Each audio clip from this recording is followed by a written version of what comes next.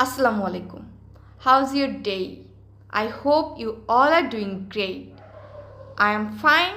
So, আজ আমরা কিছু গুরুত্বপূর্ণ ইংরেজি শব্দের অর্থ জেনে নিব। Let's start. Yes.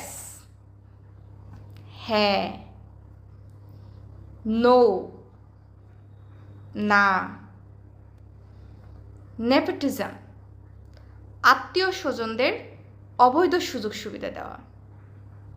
ক্রোনিজম, বন্ধু বান্ধবদের অবৈধ সুযোগ সুবিধা দেওয়া।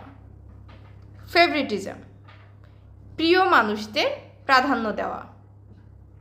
পেট্রোনাইজ, আশ্রয়দান, অর্থাৎ কোনো গণ্যমান্য ব্যক্তিবর্গের কাছ থেকে সমর্থন আদায় করা। কারাপশন, দুর্নীতি।